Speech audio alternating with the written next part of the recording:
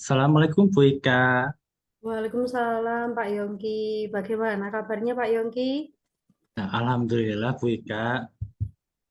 Alhamdulillah Pak Yongki. Bagaimana? Ada yang bisa saya bantu? Eh, Bu Ika, bolehkah saya meminta waktunya sebentar saja? Saya mau bercerita tentang apa yang saya rasakan akhir-akhir ini di kelas. Oh, seperti itu. Boleh. Apa yang ingin Pak Yongki ceritakan? Monggo Nah, silakan. Begini, akhir-akhir ini saya merasa murid-murid di kelas saya yang saya ajar kurang antusias dalam menerima pembelajaran dari saya. Selain itu, jumlah murid yang mengerjakan tugas dari saya itu hanya 50%. Oh, jadi menurut Pak Yongki, apa yang Pak Yongki harapkan dari obrolan kita ini nanti? Yang saya harapkan adalah solusi dari permasalahan saya tersebut tentang meningkatkan antusiasme murid-murid terhadap yang saya ajar, Bu. Oh, seperti itu. Jadi, menurut Pak Yongki, hal apa saja yang membuat murid-murid Pak Yongki kurang antusias dalam pembelajaran bersama Pak Yongki itu tadi? Kalau yang saya ingat, hal yang menyebabkan murid-murid yang kurang antusias adalah yang pertama itu pembelajaran saya sepertinya sedikit membosankan, terlalu monoton. Dan selain itu, saya terlalu dominan dalam berbicara, bercerita di depan murid. Dan yang kedua, saya tidak memberikan kesempatan murid untuk menyampaikan pendapatnya. Nah, kira-kira apa saja sih Pak Yongki yang dapat membuat murid Pak Yongki bisa antusias dalam kegiatan pembelajaran? Kira-kira ya menurut saya itu murid-murid itu pasti menginginkan pembelajaran yang menyenangkan, asik dan tidak menonton. Wah, saya sependapat nih, sepakat dengan Pak Yongki. Lalu menurut Pak Yongki, menurut pendapatnya Pak Yongki, apa saja yang bisa membuat murid-murid Pak Yongki bisa asyik dan tidak bosan pada pembelajaran Pak Yongki? Menurut saya pembelajaran itu harus berpusat pada murid. Nah, murid itu diminta untuk aktif dalam kegiatan pembelajaran. Nah, kemudian seperti mengadakan ice breaking atau mungkin games yang menarik supaya pembelajaran saya itu menjadi lebih menyenangkan sehingga anak-anak itu tersebut tidak merasa bosan di kelas saya. Sepertinya menarik sekali ya Pak Yongki.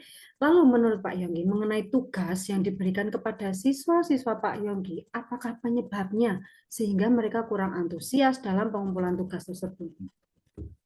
Ya, kemungkinan tugas yang saya berikan itu terlalu banyak, Bu. Ya, seperti terlalu banyak pertanyaan tanpa saya memberikan sumber-sumber belajar yang beragam. Nah, jadi sumbernya itu terbatas, Bu. Oh, kalau boleh tahu nih Pak Yongki itu menggunakan sumber belajar apa saja sih di kelas itu? Biasanya saya hanya menggunakan buku teks yang ada di perpustakaan, Bu. Nah, selain itu Pak Yongki, adakah sumber belajar lain selain buku teks? Kira-kira banyak ya, Bu. Seperti dari video di YouTube atau mungkin di blog atau mungkin dari aplikasi yang tren ya seperti Instagram atau mungkin TikTok atau mungkin dari Facebook ini seperti itu, Bu. Nah, betul sekali itu Pak Yongki. Saya yakin bila Pak Yongki bisa menggunakan berbagai macam sumber belajar, pasti akan membuat siswa-siswanya Pak Yongki jadi antusias dalam pembelajaran. Oh, seperti itu ya, Bu. Nah, jadi sekarang nih ya Pak Yongki, apa rencananya Pak Yongki untuk bisa menyelesaikan masalah Pak Yongki ini tadi?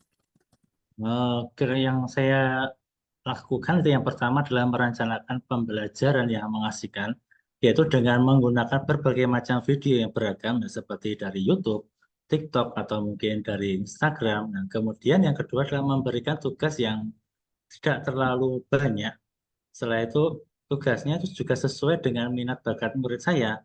Nah, istilahnya itu saya akan memberikan pembelajaran yang berdiferensiasi, sehingga murid tidak terkesan dipaksa untuk tetap ya, tetapi mereka memang senang mengerjakan tugasnya. Nah, misalnya bisa membentuk atau membuat puisi atau mungkin pantun atau mungkin hasil karya yang sesuai dengan minatnya. Nah, bagus sekali rencana yang sudah disampaikan sama Pak Yongki. Mudah-mudahan apa yang Pak Yongki rencanakan dapat diimplementasikan, dapat diterapkan dengan baik sehingga mendapatkan hasil yang maksimal, yaitu berhasil pastinya ya Pak Yongki. Lalu Amin. kemudian apa komitmen terhadap rencana ini nih Pak Yongki? Pasti harus ada komitmennya ya. Ya, saya berkomitmen untuk selalu membuat rencana pembelajaran yang mengasihkan. Ya, selain itu, saya juga akan menggunakan banyak sumber belajar ya untuk mengeksplorasi materi, sehingga murid-murid saya dapat menjalankan merdeka belajar ya, dan saya akan membuat murid-murid saya senang dengan kegiatan eksplorasi materi dari saya tanpa ada paksaan. Ya. Dan selain itu saya serahkan pemilihan sumber belajar pada murid-murid saya. Wah, bagus sekali sepertinya ya Pak Yongki. Saya sangat mendukung hal tersebut. Mudah-mudahan semua berjalan lancar dan sesuai harapan ya Pak Yongki. Ya, terima kasih Bu Ika atas waktunya. Dan mudah-mudahan ini bisa menjadi penyemangat untuk saya dan semoga ini dapat berhasil dalam pembelajaran saya di kelas. Ya, semangat Pak Yongki. Terima kasih kembali. Semoga juga menjadi motivasi bagi saya untuk saya terapkan di kelasnya nanti. Jangan lupa untuk sampaikan hasilnya seperti apa ya Pak Yongki. Ya, siap Bu Ika. Terima Terima kasih Pak kasih. Yongki.